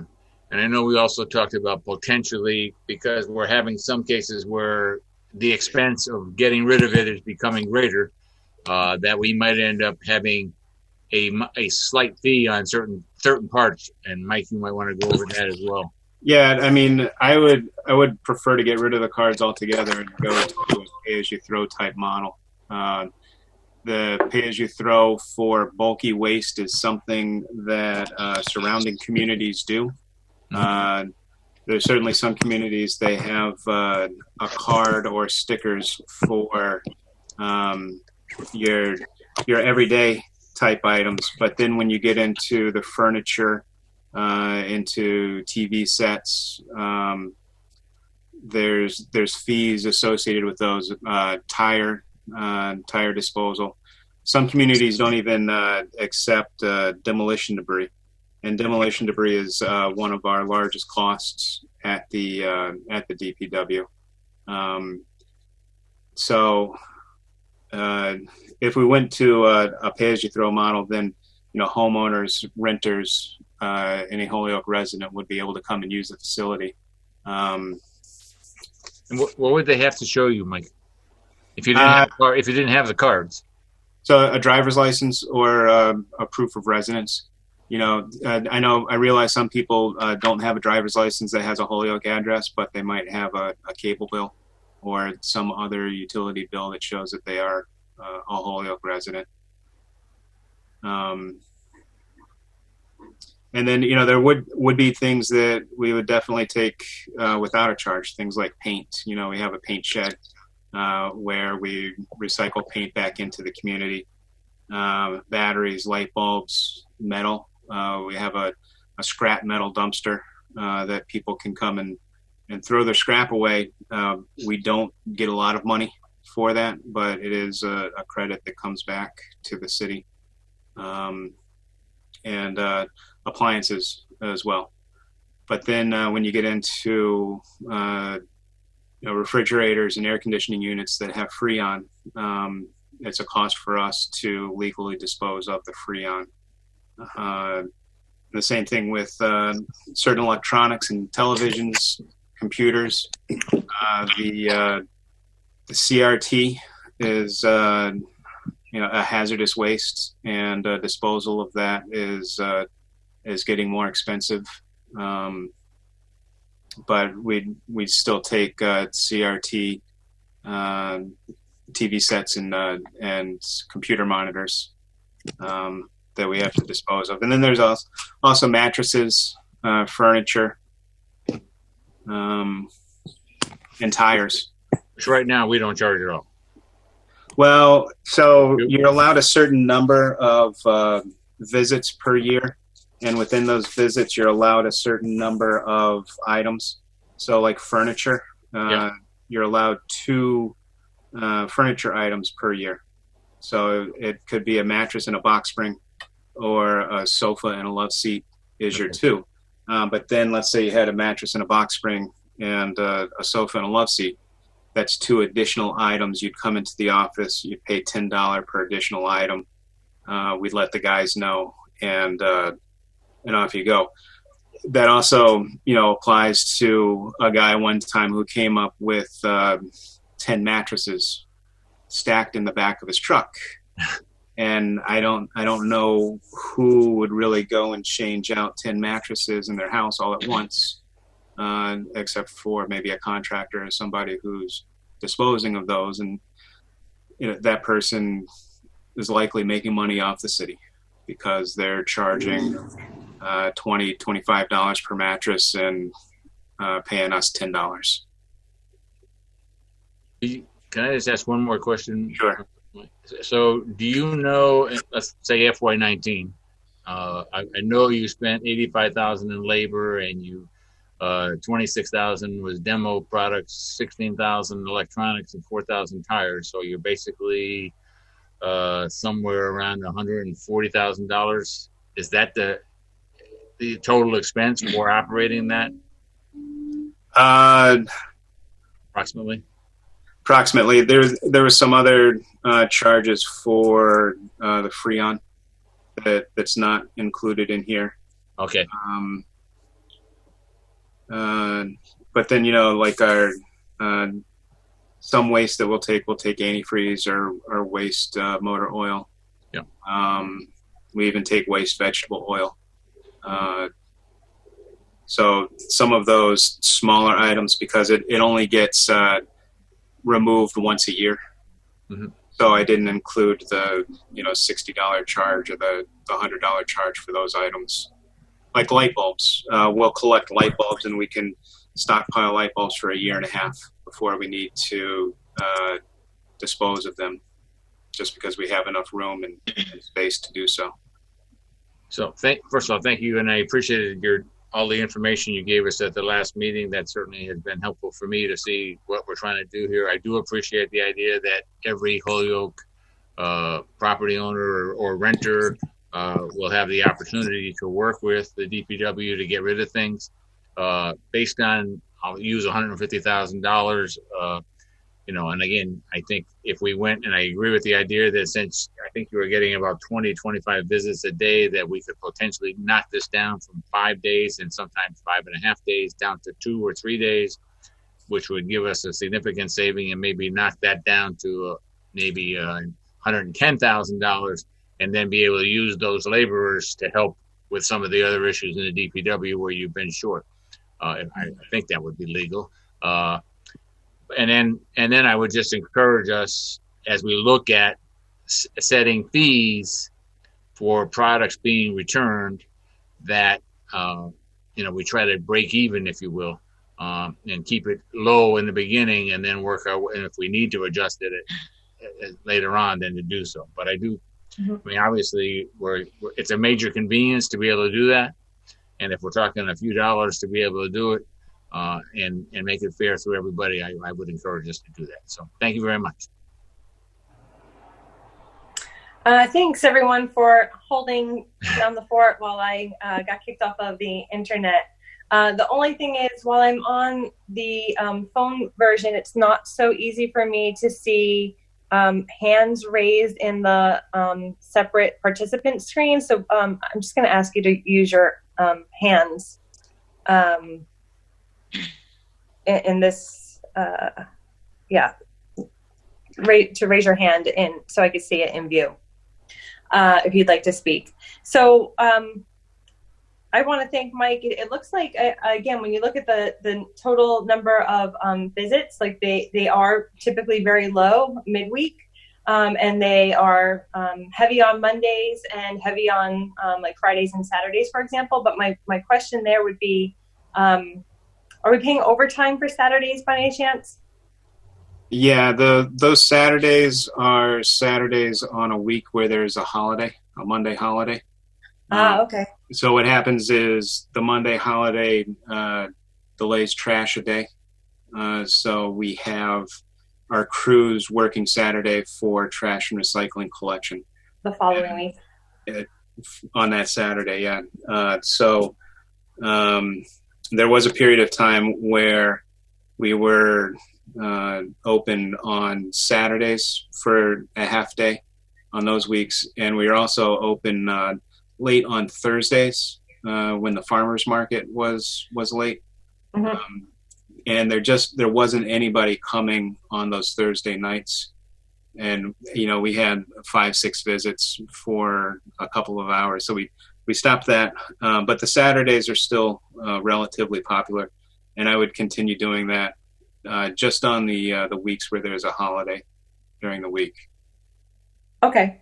And then are you thinking of cutting out? I mean, they're highlighted, so I'm just wondering if that is an indication that you would think to cut out those days, or is that something that's subject to the like union labor contract that you have with your workers at this point? Yeah, it's not contractual, so we could pick any days. We could pick no days. Right now, we're doing Tuesdays and Thursdays. With that bay being open, it's by appointment only, and we're trying to just while the city's still opening up from the coronavirus. So we are doing Tuesdays and Thursdays, and the schedules are full. People are calling, they're making appointments. That's great. And then also, people are dropping off their brush again. I know it's slightly different, but they're coming down as opposed to doing the curbside that you were doing for some point in time. No, the leaf pile is still closed. Leaf pile is still closed. We are picking up curbside. The thing with the leaf pile is the cost for disposal is increasing. We spent $100,000 this fiscal year for removal of yard waste material from the leaf pile.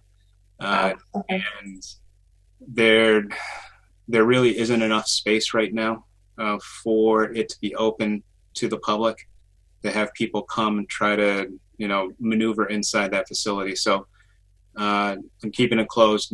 Next fiscal year is right around the corner, and we'll have a new budget, and we'll be able to take material out again. One thing is our contract is up this fiscal year, so we have to go back out to bid, and I'm concerned that the unit cost is going to be even higher. But that is a very big expense for the city, and it's also a potential area where there's abuse by non-residents, by contractors, people coming from outside of the city to drop off their yard waste material. Okay, and then I see you have the schedule that you'd like to use, the fee schedule here. So that looks really good. Yeah, so that would be $10 for refrigerators or air conditioners per each, $10 for mattresses or furniture, which is what we charge now, $10 for a large TV or a large monitor, $5 for computers or laptops, and then $5 for tires. And then with the demolition debris, it comes in usually pickup trucks, and the dumpsters fill up quickly. We charge one visit per pickup truck, and residents are allowed 7 visits per year with their card.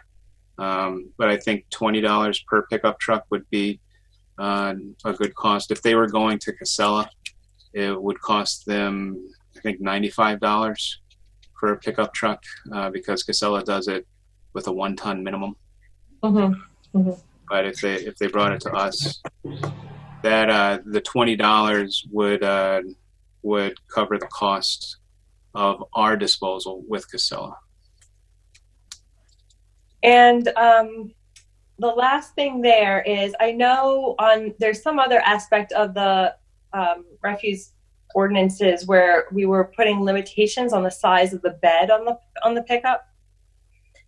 I can't remember where that was, but it was like if you had a 6-foot bed. That was with yard waste. It was with the yard waste. Yeah, we were having people come with large trailers with their yard waste, so we limited it to a 6-foot trailer. If people come with a large truck, like let's say they come with a U-Haul truck full of demolition debris, what the guys will do is kind of estimate how many pickup truckloads that is, and they'll charge their card 3 times for that one visit. Mm-hmm. Okay, so there's a way of accounting for variations in load sizes. There is, yeah. Mm-hmm. Okay. Again, folks, I'm apologizing that based on this view that I have, I can't see everyone. Councilor Murphy Yes, has. wait. All right, Terry has Councilor Murphy his is hand up. waiting to raise their hand, or? Yep. Yeah, thank you. I finally scrolled through and found you. Yep. I'm just causing all kinds of problems today. Me I didn't too. try to, believe me.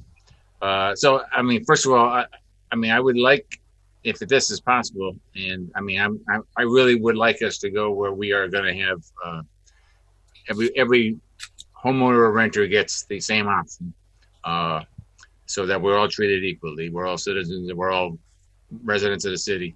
I do have, I'd like a little better explanation. When you say demolition, I noticed, you correct me if I'm wrong, Mike, the only one that allows demolition materials is South Avenue. Is that correct? All the others say NA, so I'm assuming they're not allowed. That is correct. I think East Longmeadow, which isn't in that list, and subsequent research, they allow. East Longmeadow does. So they for demolition, it's $10 per minivan SUV size load, $30 per pickup size load. And when you say demolition, I mean I'm assuming we're taking down a building, and they're bringing them in. No, well, we do take unpainted bricks. We take concrete. We don't take asphalt shingles. But the demolition debris trailer is usually filled up with wood, broken down wood, pieces of wood. It could also include plaster. There's sinks and toilets that wind up in that cabinets. So if you were to redo your back porch, all of your old porch would get demolished and broken up, and thrown in these dumpsters. Or if you were redoing your bathroom, or I'm not talking an entire house that we're taking down. And no, we're talking doing some repairs, some maintenance. Yeah, and although sometimes I think people are bringing entire houses just in mini trips. Yeah.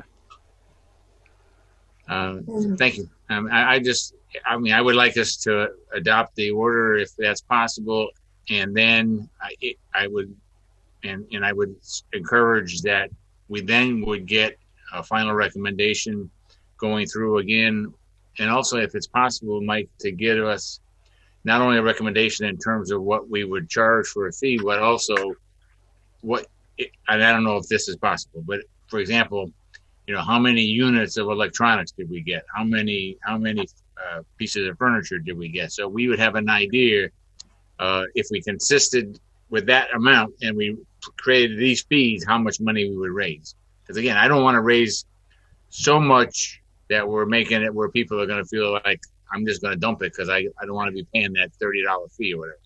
So I don't know if that's possible, but if it is, I would like to see a recommendation come in with that information as well. Are you saying moving forward? Yeah. Because I don't know how many computers we've taken. And I'm just thinking if we did it for say a month or two even, and then come back and say, okay, we've taken in this number of this and this number of that. If we were to have this fee based on that information, we would raise $150,000. Oh, are you saying before you implement the fees or after the fees are implemented? No, I'm saying would like to start it before, since right now all the other rules would still be the same, correct? Other than the fact that renters aren't going to have a card anymore. Well, no one would need a card. Nobody's going to have a card. Yeah. But I mean, I'm just looking for a few months where we know. Again, my goal is to make it fair for everybody, but I also want to make sure that the expenses are covered. But I don't want to charge people more than we need to charge them. So are you looking for like a 3-month review to ensure that the rate at which we're receiving bulk trash is not diminished by these fees, and then also ensure that we're not overcharging people in some way to either depress the volume that we're receiving, or that the department isn't receiving some exorbitant revenue that is not necessary to cover the actual cost of operating the drop off? Yeah, I mean, my hope would be that, and I should have thought of this back in February and March when we first started talking about this, and I'm sorry I didn't. Then we could have collected some data, although obviously it's been curtailed a little bit. But my goal would be that if we had information and we knew, I know we got comparisons with what other towns, what they charge, and I certainly would use that as a guide. But my ultimate goal, knowing that we're going to potentially go to 2 days, and that's going to reduce labor, but I want to make sure that we cover the other expenses and not go so far beyond it that someone says it used to be I could bring this down and now I'm paying $25, and we find out that we ended up collecting $250,000. And I was just trying to find out how we do that beforehand if possible. And Councilor Bacon has a comment. Councilor Bacon. Thank you. While you were speaking, Councilor Murphy, I was just thinking, if we approved it and then asked for a summary 3 months in, then we would be able to modify something if we needed to before it had gone out the full 12-month period. Okay. Just a thought. Yeah, no, I just want to be in a situation where we get to that point where whatever we do is good for all the people of the city. and gets them and still covers the expense, but doesn't go well beyond that. Right. Mm-hmm. I'm concerned that maybe when we limit the days, there may be people saying they're having to wait a really long time to drop their things off. So I think it'll show us a lot in 3 months how the reduced days and the fees will work. Right, I agree. I think that we could get a lot of information, and I think that the summer would probably be the busiest time at the DPW. So I think it's a good litmus test, and then we can review 3 months out from now. Just out of curiosity, Crystal, are you still on the call here? You are. I'm back on the internet and at my computer. So under suspension of the rules, can we have our legal counsel speak? Absolutely. Motion has been made and seconded to suspend the rules and have legal counsel speak. I'm assuming that this needs to be drafted into an ordinance form, and that the fee schedule needs to be adopted in ordinance form. So although we don't have a legal form in front of us, I think we could probably take a vote and ask you to draft that into a legal form for Tuesday. Is that A, required, and B, do you have enough time to do that? I guess my question would be, and maybe Mike knows the answer, is there any sort of, without having to search ordinance right this second, Mike, I don't know if you know, is there any sort of ordinance that speaks to this right now that we could simply tweak to add in the fees? I don't think there is. So we'd be looking at creating a new ordinance for this, and I don't know if it's going to be more in depth than simply a fee schedule or... Well, I think we need to identify where that policy, I mean, if it's a policy, maybe it just lives within the DPW, but it seems that we had this policy of, removing the ability for renters to utilize bulk drop-off if the landlord was not, paid all municipal fees and taxes sort of thing. So where does that come from? That's the thing that we need to identify, because I think that's what we're looking to amend. Right. So I think that policy, I swear I've seen something in ordinance about the refuse disposal permits, but I may not be thinking of that correctly. Mike, I don't know if you have... I was always under the impression that it was a DPW policy. Okay. So if it's something that you might have in writing, it might be quick to do, but I think Tuesday would be ambitious, just knowing what our caseload looks like in my department right now for this week. And it looks like we're going to possibly be drafting that policy into a new ordinance. So it's not simply a fee schedule. It would be actually creating some verbiage possibly. Mm-hmm. So then it looks like what we need to do is just ask you to draft it into legal form for our next meeting, and then we can adopt it from there. I think that makes more sense. Okay. And that would be August. So that would give us a little time also, Mike, we can maybe start keeping some data so that when we get to that point, we've got a little data in terms of what we've collected in the last 6 weeks. So, well, I actually have June 23rd, right? I have June 23rd as a public hearing date, and we could take up other items for that agenda as well. But we don't have another city council meeting to adopt thereafter. But with all due respect, we've been doing this now. This has been about 6 or 7 months, so we come a long way. So if it took us 6 more weeks to get it right, why don't we pass it out and hope that we could get legal form for the full city council meeting, and if it's just too much for Crystal to take on and too complicated to identify all the pieces, then we'll just wind up delaying it. Maybe we could take it up with the budget on the 29th, because that would be a special meeting. But let's I would be interested in passing it and then seeing if we could get legal form for the next meeting. And if we can't because it's too complicated, we'll figure out a plan B from there. But Okay. I'll make a motion that we pass the change in terms of providing free for homeowners and renters, and on a what they might call a pay-as-you-throw model, and that we set fees within that ordinance as well. Is there a second? Second. Mike, did you want to speak? I just to make one comment on the collection of fees. So the trash and recycling in the city right now isn't, it's operated under the general fund. There's no enterprise fund that controls trash and recycling. Any fees that we collect will get turned over to the general fund, just in case anybody asks that question. It's not anything that stays with DPW.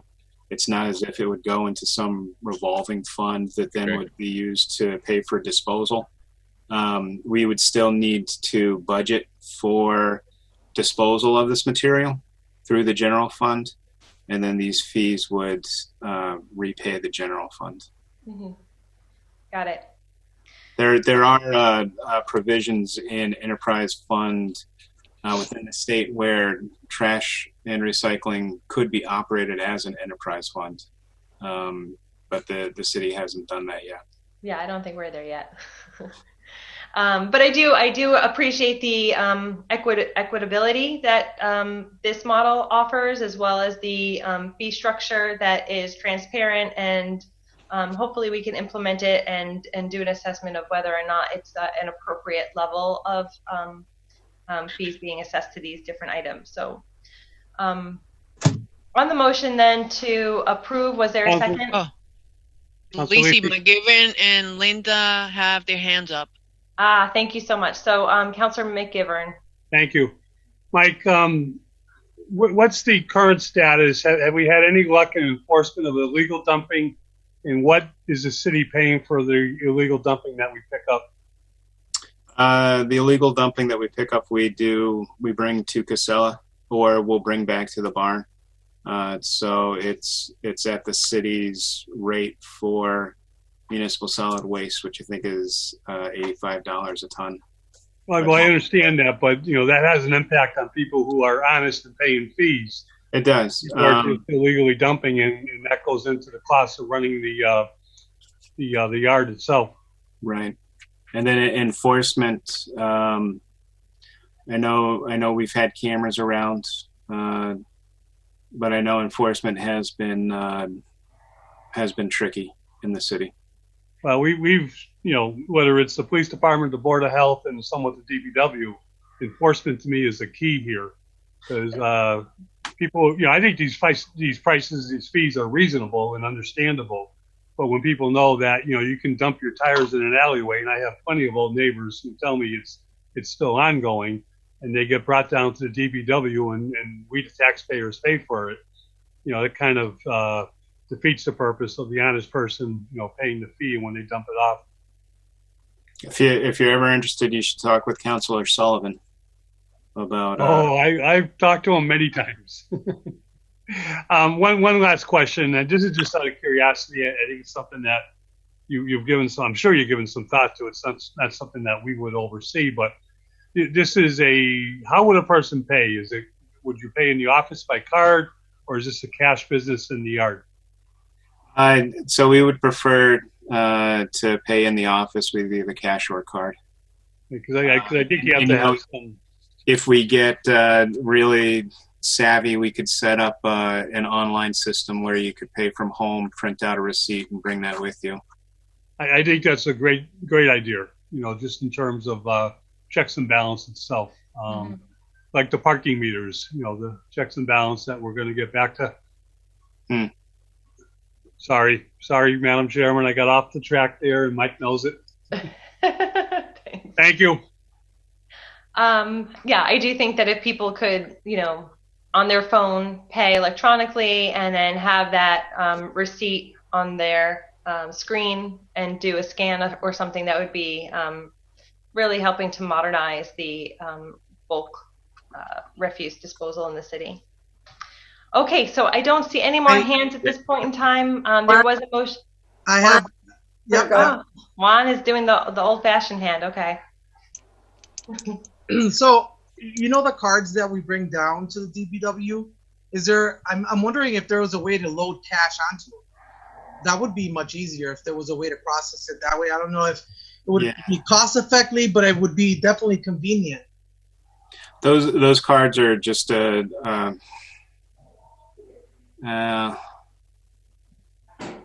I'm sure there's a way you could do it. It would just be, it's beyond my ability. I think those cards are pretty much, they have a barcode that gets scanned. Well, I guess it would be a temporarily, something to think about, going forward. If this is the new process, if this is how we're going to start conducting business, it would be much easier on the people bringing whatever it is that they're bringing down to you. Yeah. I think it's something to explore in the future, especially because I think that having multiple cards for multiple different things can complicate things. So I think it'll be a judgment call down the line. Okay, so then again, I think we had a motion that was made to draft this into legal form and approve it for putting it before the full city council next week. Is everyone in favor? Aye. Aye. Any opposed?